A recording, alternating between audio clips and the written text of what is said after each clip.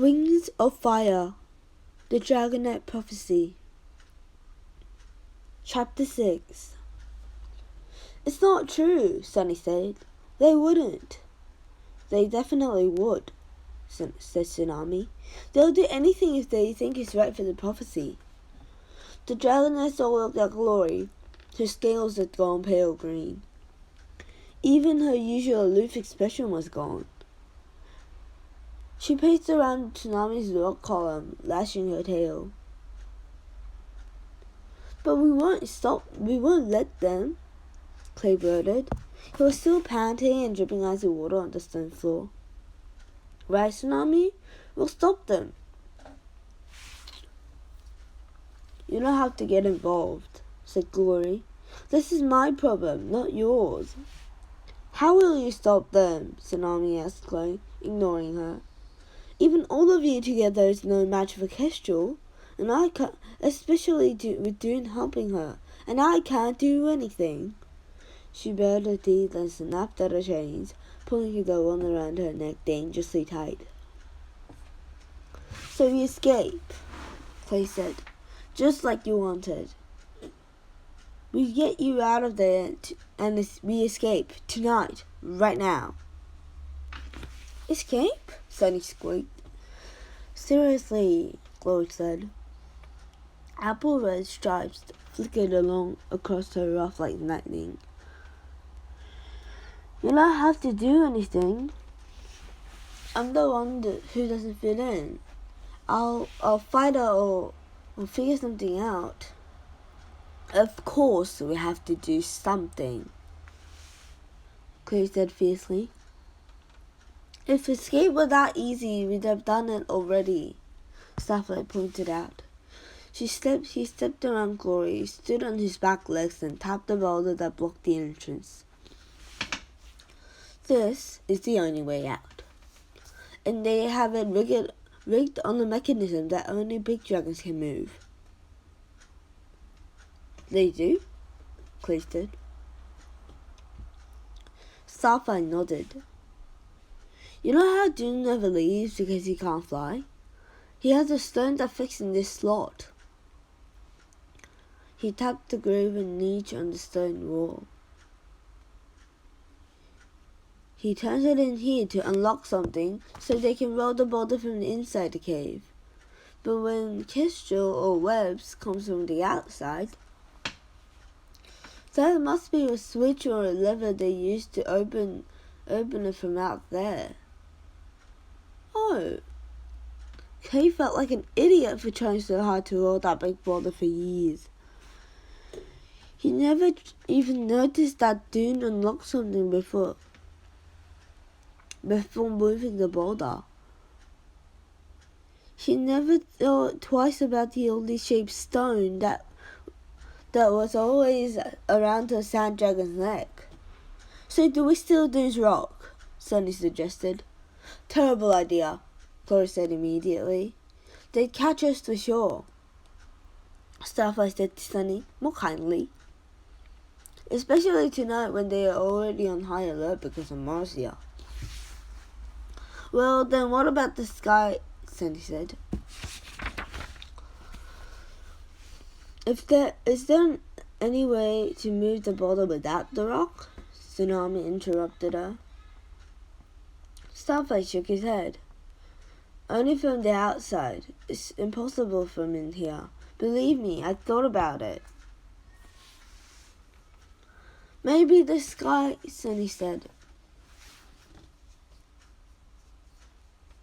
And we couldn't force it. Clay asked Starflight. Even if we all lean on it really hard.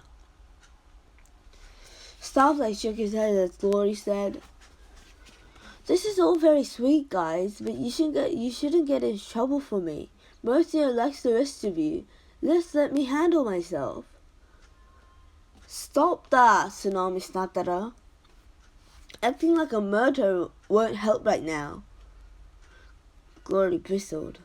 I'm not acting like a murderer. I'm trying to make sure nobody gets killed for no reason. Besides you, Tsunami argued, It's fine if it's fine if it's you the one getting killed for no reason. It just doesn't matter, Glory said. I'm not even in the prophecy, so who cares what happens to me? I swear I'm going to kill you myself, Tsunami growled. Glory, she's trying to say we care, Clay interjected, in her usual gentle way.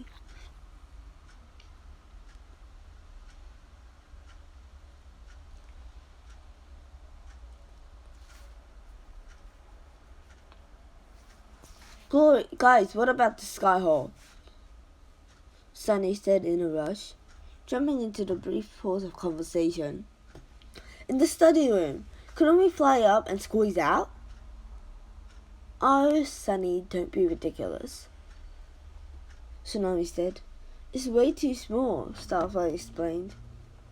We'd never fit in, especially Clay. But maybe I might, Sunny said. I could climb out and then go around to open the bottle from the outside, like Starflight said, right? And I can let you all out. Clay brushed the wings and twined her tail around hers. Sunny didn't even thought about escape before today, and yet she was volunteering for the most dangerous part of it without any hesitation. It won't work, Starflight said. I'm sorry, Sunny. I've flown off to that hole when no one was around. Me too, Tsunami said. Me too, said Glory. Clay felt slow. She sat in the Skyhole often enough, watching the stars or clouds rain overhead. But he'd never flown up or tried to climb out. Apparently, the other dragonets had thought a lot about escape a lot more than he did. Apparently, the other dragonets had thought about escape a lot more than he had. Sunny, I can bear. The hole is smaller than you think, Starflight said to Sunny. I can barely fit my head through it. There's no way out. It's not a way out. The Minders wouldn't have left it there if it was. Glory pulsed from you. She stopped next to Tsunami, waves of dark green pulsing from her ears to her tail. They're too careful. There's no way to escape.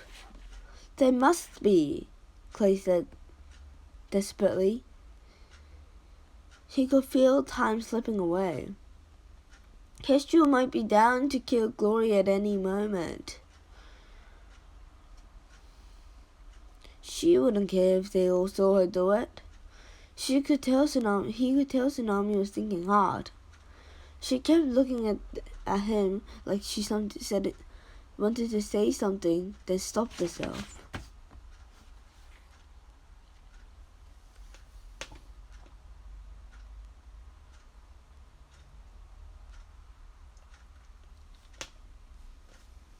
What if you tried talking to them? Sunny offered, hesitantly. Maybe we could convince them to let her go instead. Glory snorted. Nobody else answered. Sunny sighed, pressing her wings back against her side.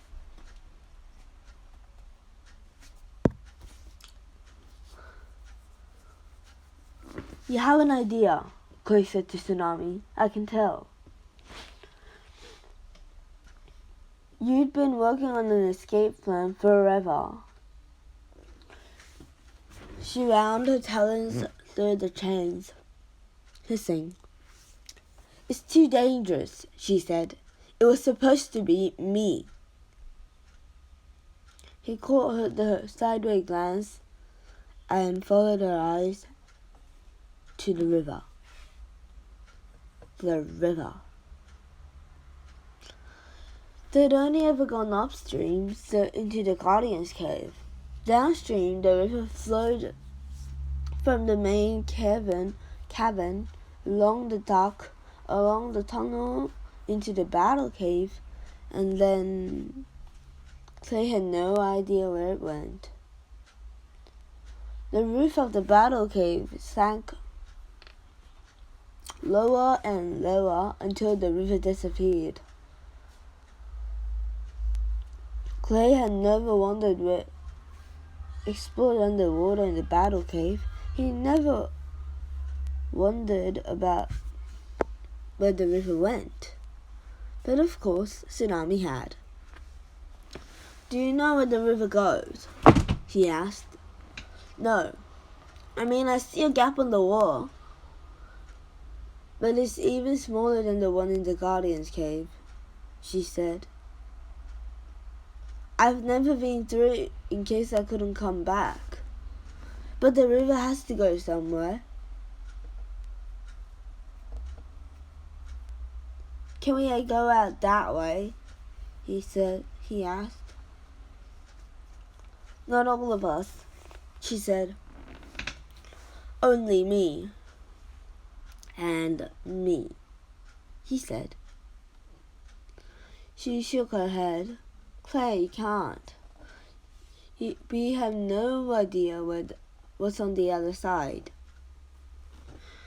You can only hold your breath for an hour. You could get trapped with no air and drown. And you can't see in the dark like me. You'd be swimming blind into who knows what. It has to be a seaweed who goes. It has to be me."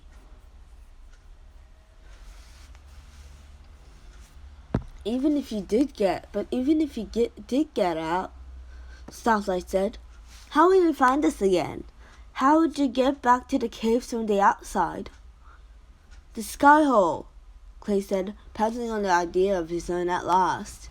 "You guys start a fire, and I'll follow the smoke back to you. Then I'll know the entrance is nearby, and once I find it, I can let you all out." Glory's eyes glinted. "I can think of a few scores that I'd like to burn." Clay grinned at the shocked expression on Starlight's face. "Yeah, me too," he said.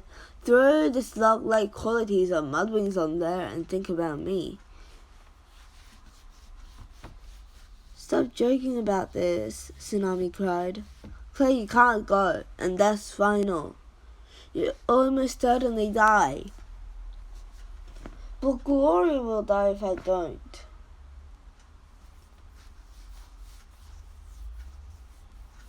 "Right? There's no other way." Tsunami ground and thrashed her whole body, straining herself against the chains, the heavy link pressing into her scales on the neck, and she stopped with a cough. "Wait, you won't be able to see the smoke until daylight," Sunny said, worriedly. "Won't Kestrel come for Glory before then?"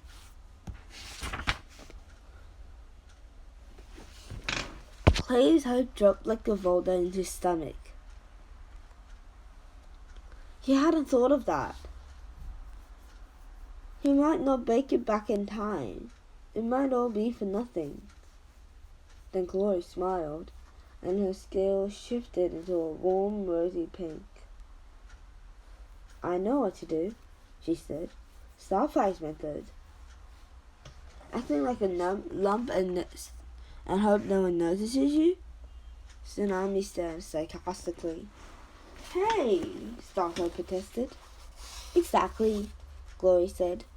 She crouched down to the floor and slowly, as if stones were eating her alive, grey and brown and black crept along her scales. All the beautiful colors faded away. The shadows and cracks behind her appeared perfectly reproduced, as if the dragonets were seeing right through her. She closed her eyes and vanished. Wow, Sunny said faintly. I know you could do that, but I'd never... The Guardians don't know I can do this. They all jumped as Glory's voice came from the top of a stalagmite. I guess it's a good thing we never studied rain wings after all. I can find a corner and hide. You don't even have to risk the river, Clay. I could just stay like this. For how long? Starflight said. Until you starve or one of them catches you accidentally.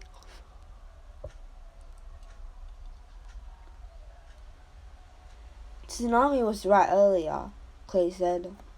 We do need to get out of here as soon as we can. Sunny gave Tsunami an unhappy look.